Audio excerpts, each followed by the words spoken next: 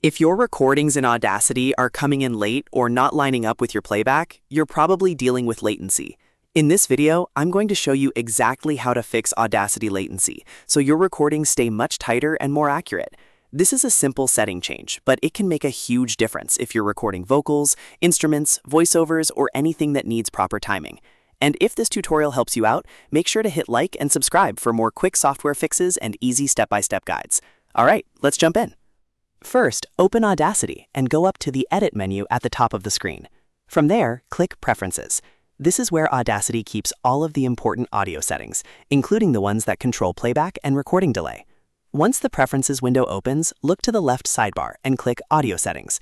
This section controls your audio device behavior and timing options, so this is the right place to adjust latency-related settings. Now find the Latency section. If your recordings are slightly behind the beat, this is the area that will help you correct that issue. The first thing you want to do is set the buffer length to 100 milliseconds. This gives you a stable starting point and helps reduce timing problems while keeping your system responsive. After that, it's time to do a latency test. This part is important because every computer, audio interface, and microphone setup can behave a little differently. To test it properly, play a metronome in Audacity, then record a sharp click sound at the same time.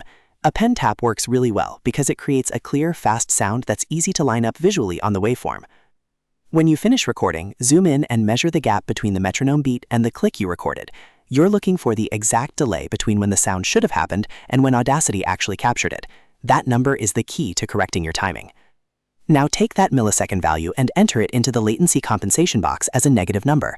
For example, if you measured a delay of 130 milliseconds, you would enter negative 130. This tells Audacity to compensate for the delay and place your recordings more accurately in time.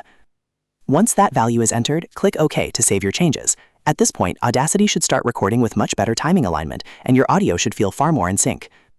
If you still notice a little drift or mismatch, you can repeat the test and fine-tune the compensation value until it feels right for your setup. Small adjustments can make a big difference, especially if you're using different microphones, interfaces, or drivers. And that's it. You've now learned how to fix Audacity latency by adjusting the buffer length, running a simple timing test, and entering the correct latency compensation value. This is one of the most useful tweaks you can make if you want cleaner, more accurate recordings in Audacity. If this video helped, please give it a thumbs up, subscribe for more Audacity tutorials, and leave a comment if you want help with any other audio settings or recording issues.